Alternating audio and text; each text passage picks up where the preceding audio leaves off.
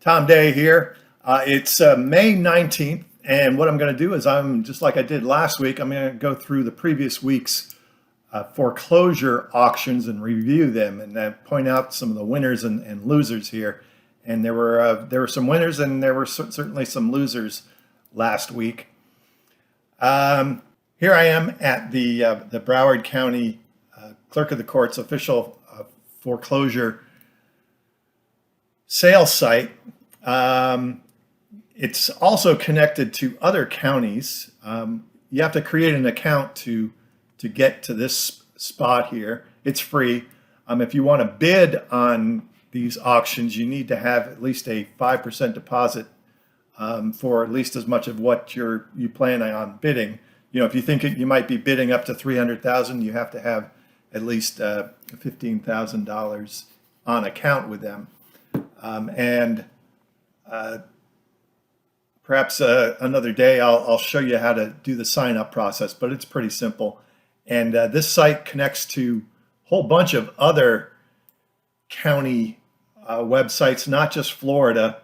There's a whole bunch in Florida, though. Not every county in Florida does it this way, but many of them do. And there's also some in Colorado, Arizona. I think Texas might be here. No, New Jersey. So you can check that out on your own. So today, like I said, today's the 19th as I'm filming this, and I'll jump right to the foreclosures on Tuesday, May 13th. There were, I don't know, about 13 or so scheduled, and a whole bunch of them, as usual, get canceled. Sometimes well ahead, sometimes at the last minute. But there are a couple winners. A third-party winner is just any individual or company bids on these. And anybody can bid on it as long as you have an account and you've got a deposit. You can bid on them. And you'll notice that if it says sold to the plaintiff, that means the lender has taken it back, or whoever brought the foreclosure suit. Usually it's the lender, though. These might end up as REO listings down the road, but the ones that get sold to third-party bidders, they can do whatever they want with them. Not right away. There is a 10-day, I guess it's called an objection period, where just about anybody can object to the results of the auction. It could be the former owner, it could be a tenant, anybody who was named in the suit could object to it. So whoever won this auction, they can't just go right ahead and do whatever they want with the property. They have to wait 10 days. They'll get on the day of the auction, they'll get a certificate of sale, and then 10 days later, as long as there's no objections put forth by anybody, then they get a certificate of title. And the certificate of title could have other liens attached to them. If it's a first mortgage lender, most or almost all of the other liens that are on the property go away. Of course, excluding HOA liens, those never go away, and neither do property taxes or government liens for utilities. And sometimes you'll see IRS liens.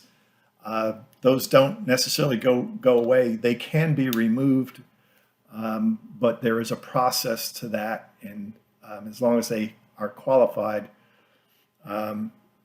that's more of a detailed instance, and perhaps I'll talk about that another time. But let's take a look at this first one in Wilton Manors. If you click on the case number, you can see who the defendant was. Typically, these are the former owners, and then who else is named on in the lawsuit. These could be other lien holders. For instance, that looks like it could be the first mortgage holder. Then we have the Treasury, that's an IRS lien. And then the homeowners association is probably, the homeowners association is owed some money. And then it also outlines who the plaintiffs are and the attorneys involved. So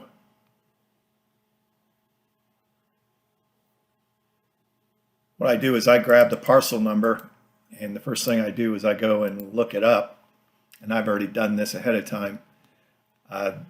This is this website here. Just like last week, I told you that this is only available for licensed individuals who have access to the MLS. It kind of interfaces the MLS and tax and the taxes tax records. Gives me a lot of information right at my fingertips and some quick links. One of which is called RPR, which is another tool for realtors. And what this does is it gives me an MLS history and an automated valuation of it, so I can kind of get an idea of what this property was worth. And it looks like this property was, look at this, it was listed for sale and is actually active under contract at the time of the auction. So this gives you a chance to actually see what this property looked like inside, and it actually looks like it's in pretty good condition, livable, as long as nothing happened to it between the time that these pictures were taken and the time that the auction happened. Anything can happen. Former owners can take it quite hard and do vandalism. The appliances were removed, which is not that unusual in foreclosure auctions and foreclosures in general. Sometimes you'll see all kinds of craziness, like copper pipe and wire ripped out and all kinds of damage done to a property. But this one, at least at the time the pictures were taken, looks to be in good condition and looks to be vacant, which also makes this a nice prospect for an investor to bid on. The investor in this case paid $511,100. So I would say that they got a fairly good deal on this. I'm going to do a quick calculation. So by my calculation, they got this property at, say we value this property at $650. They got it at just a little better than 20%. And given the fact that it looks like it's empty and in fairly good condition, I would say that this is a pretty good deal. So let's move on to the next one, which is in Lauderdale by the Sea. I know this building. What the hell's the name of it?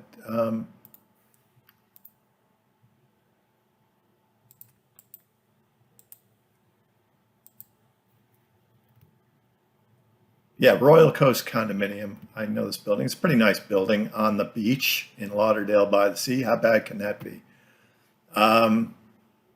Let's see what RPR gives a valuation for this one.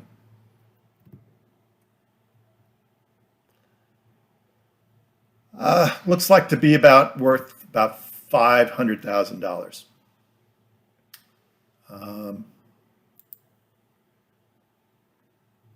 And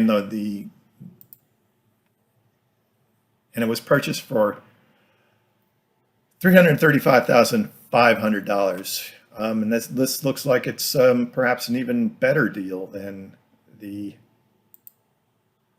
other one, the first one we just did. I'm going to do a quick search of public records for the former owner here. That's strange. There's not much in public records. It doesn't even show the purchase of the property, just the foreclosure actions. So what else is going on with this?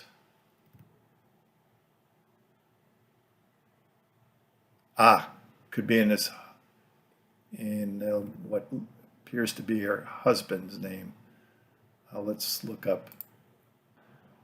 So nothing stands out in terms of trouble like IRS liens or anything like that. So this one, the only thing about this one is we don't know what the actual condition is to begin with. And this is a homesteaded property, and likely this one is occupied. So given that we don't know what the condition is, and we can safely assume that it's probably occupied, the new owner has to make a deal with with the former owner to get her out. Usually that means giving cash for keys, a common way of helping the former owner to transition into a new home somewhere. And we don't know what the condition is. It could be original condition. When was the last time it sold?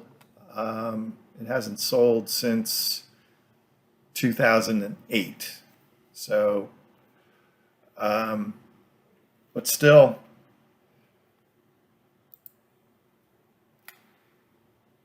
let's say it's worth 500,000 minus 335,500 equal to, there's $164,000 in equity. So there was it looks like a good deal.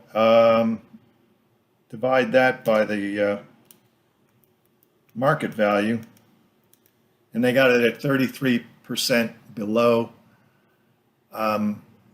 market value. A good deal, a winner, I would call that one. All right, let's go back to the calendar and take a look at the following day.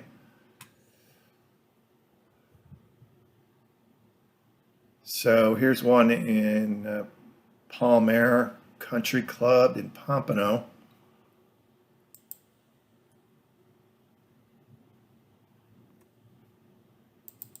Let's take a look at the tax records.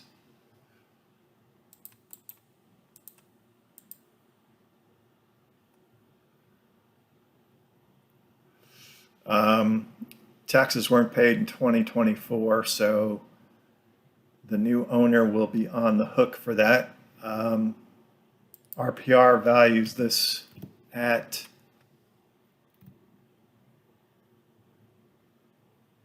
$167. It's a one-bedroom condo, and they paid how much for this? $77,800.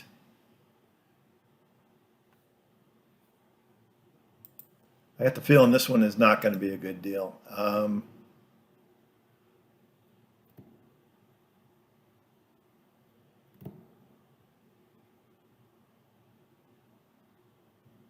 Oh, look. Here's what happened. Look, here we go. So the current owner bought this as an HOA. An HOA foreclosure. How long ago? In 2021. Got a certificate of title. And now 3 years later, not quite 3 years later, it gets auctioned. It's another HOA. So that must mean that there is another lien, another sizable lien on this property. So I'm going to go back to this one, this owner here. I don't know why that won't pull up, but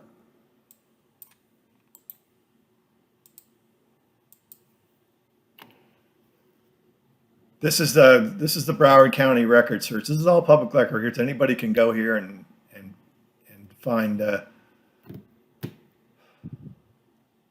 out information.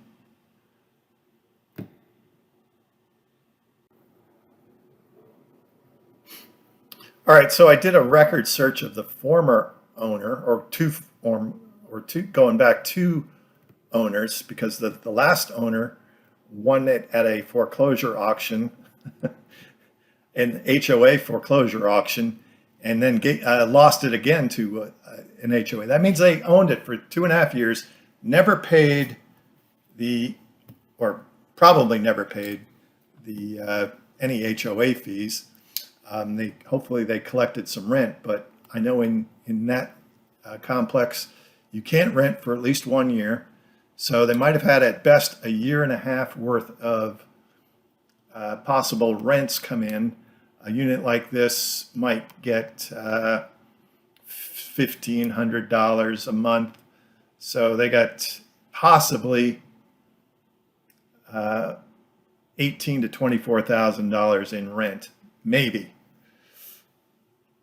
But here's what I uncovered. There's a mortgage on this property. Looks like the face value is $217,500. This website is driving me crazy.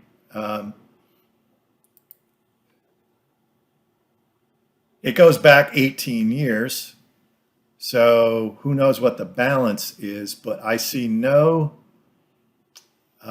payoff. So there is definitely a balance, a mortgage balance, and it had to be big enough for that person, the prior owner, to not want to let it go again. Who knows if they recovered anything in terms of revenue by renting it out. That's a common strategy for HOA foreclosures, is to just rent it out until it gets foreclosed on again by the HOA or a first lien holder, if there is subject to other liens. And it looks like that was the case for this one. So if the final judgment was $23,000 and change, almost $24,000, and what happens is the overage goes back to that defendant there, the new owner. So he didn't lose out completely, but that's not cut and dry either. You got to apply for that, and there's a process to get that money back, and it could be contested by the prior owner. It can be pretty messy. So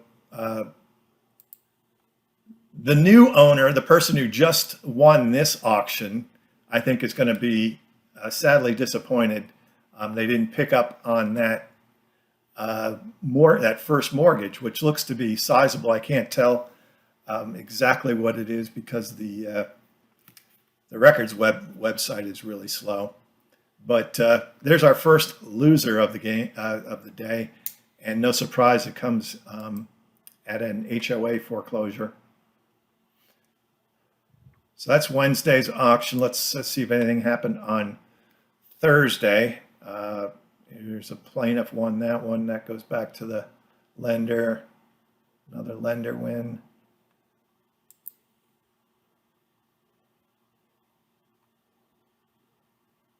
Plaintiff, bankruptcy, plaintiff.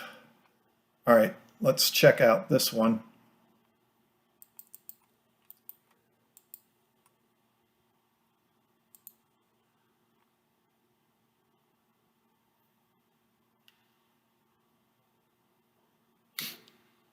I'm going to skip this one. I remember looking at this one and I could not find any conclusive evidence.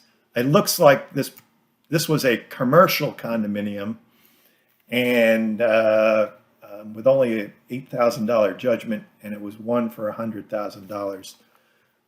I couldn't find. I did look, and I couldn't find other liens. That doesn't mean that there weren't any, but that one's kind of an unusual case with a commercial kind of condo lien.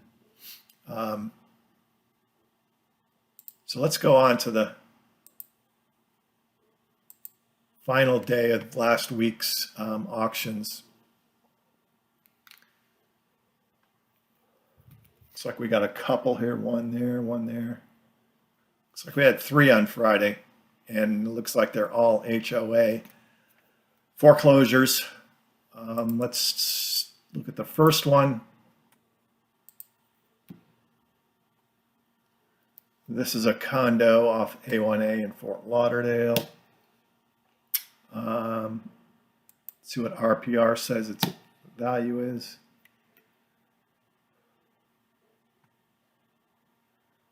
About 150. It was listed for 150. I'm going to look up the MLS. I'm going to look this up in the MLS.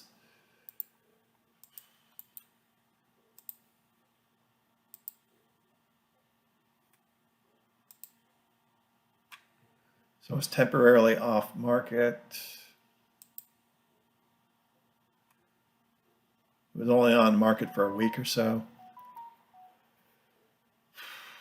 All right, that didn't really tell me much, other than somebody didn't snap it up in a week and a half. So if it's worth $150,000 and somebody won it at auction for $115,000,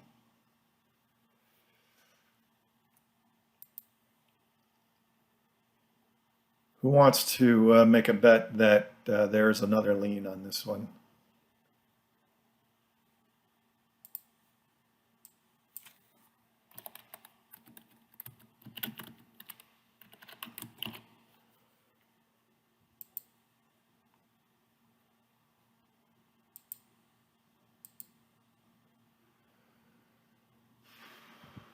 Oh, there we go. Nope, that's not it. Got some credit card liens.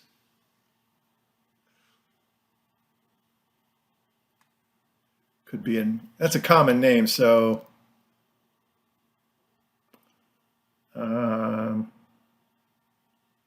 that's a problem. If you have a plaintiff with a common name, it can run in. You can run into trouble trying to find. Here we go.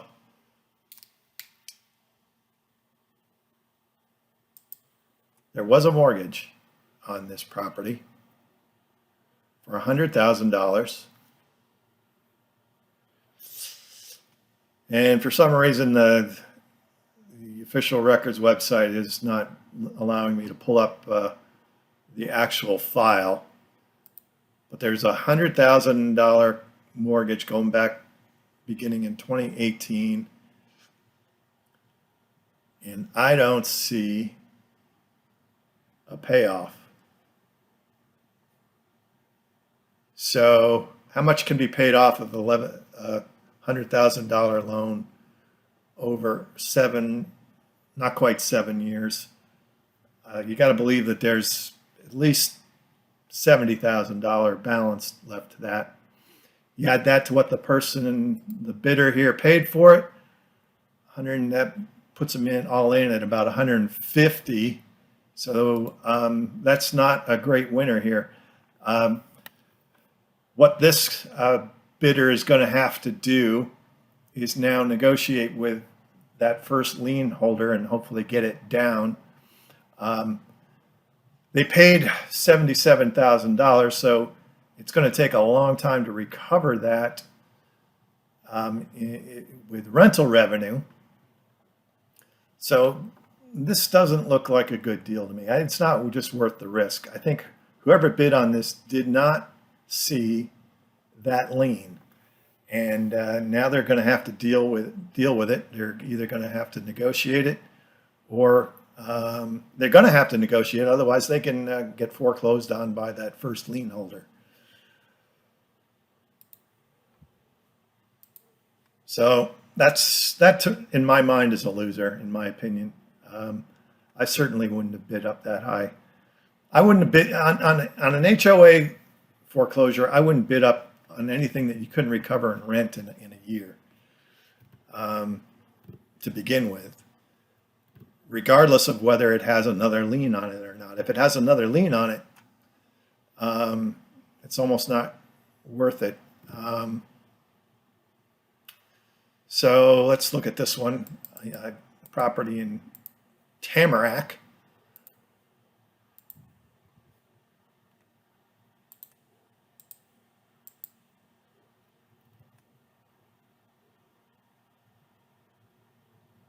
All right, Kings Point, this looks like. I'm familiar with this one. It's a 55 plus.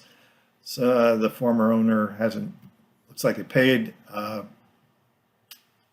it's like they paid 2023 taxes, but 2024 taxes skyrocketed. That must have been, if I had to guess, I would say that this is a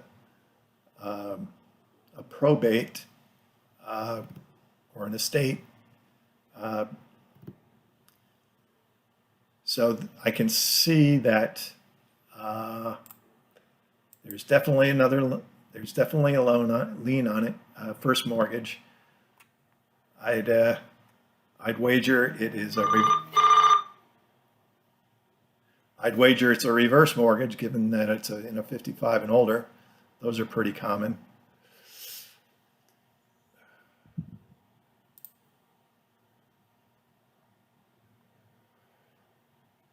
$210,000 mortgage, which is almost 20 years old. So with any luck, at least half of that is paid down.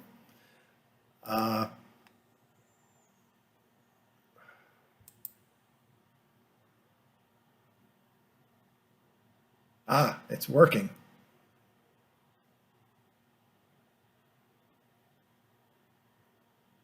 Yeah, this has got to be a reverse mortgage. It's due and payable in 2092. So I'm going to have a hard time. These are reverse mortgages are really hard to figure out what the balance is. So it's not a nominal amount, I'm sure. So I would say, given that this property is only worth, what do we say? This property is only worth at best $170,000, and in order for this property to be a good deal, it would have to be a mortgage that is somewhere in the neighborhood of, I don't know, $50,000 to make this any good, and I kind of doubt it. I bet this this mortgage is significant. It's probably $100,000 or more. So, not a great deal. I certainly wouldn't have bid that much money on this one. Here we got another. Looks like it's an HOA with a big bid amount.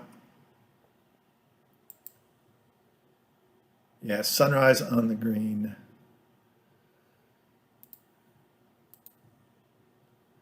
So this is the last one. Let's see how badly this one turned out. Sunrise on the Green. RPR says it's worth 200 and change. Call it 200,000. So somebody paid 111,000. Let's see what we see for liens on this property, if any.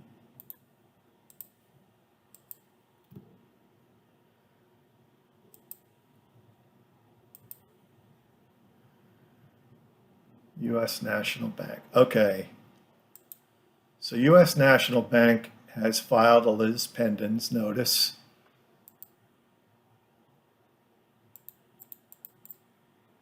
So not only is there a first mortgage on that property, but it's in foreclosure. So dated November.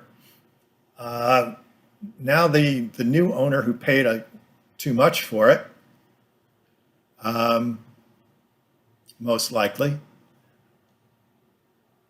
is going to be looking at a foreclosure. Going back to 2007, looks like there were two mortgages. One for 157, 20-year-old, 157.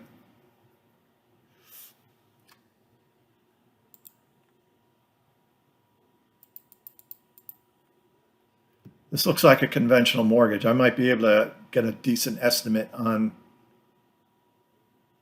the balance of this mortgage.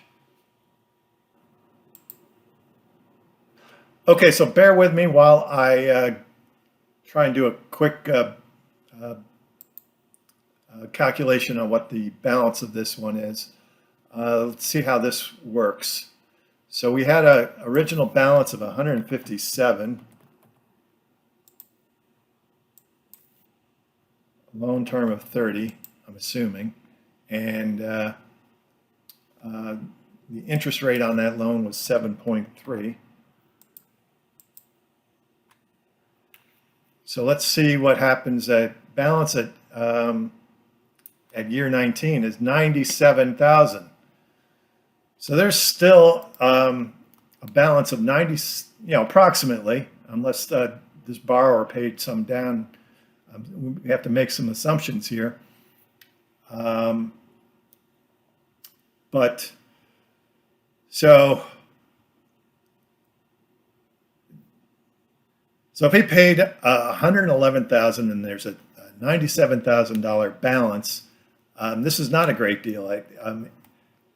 On top of the fact that 1 year of taxes have to be paid, and probably some other incidentals, in order for this to be a great deal, you need to be all in at about no more than 160, and hopefully even lower. So there we go, another loser. Pretty much all of the losers we saw, and hopefully there's a lesson to y'all, were on the HOA foreclosures. And that's because HOAs are not in first place like a first mortgage. They do, it's called a super lien. When you win a foreclosure, an HOA foreclosure, it's still subject to all the other liens that are attached to it. And you're going to have to negotiate with those lien holders. And there's always the chance, like in this particular one, where the first lien holder has already filed a foreclosure suit on this property.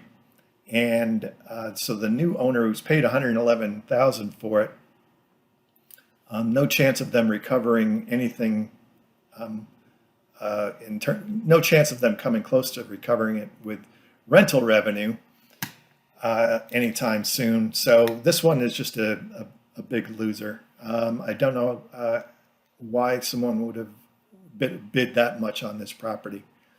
I wouldn't have bid more than 20, 25,000, something you could recover with rental revenues in a year or so, maybe even make some money. But this one's a big loser. So I hope you learned some valuable lessons by going through this review of last week's Broward County foreclosure auctions. And if you have any questions regarding any of these, leave a comment in the comment section for me, and I'll try and answer them for you. If you got anything out of this, I hope you'll subscribe to my channel with more on foreclosures and distressed properties. I'm Tom Day. Thanks for watching.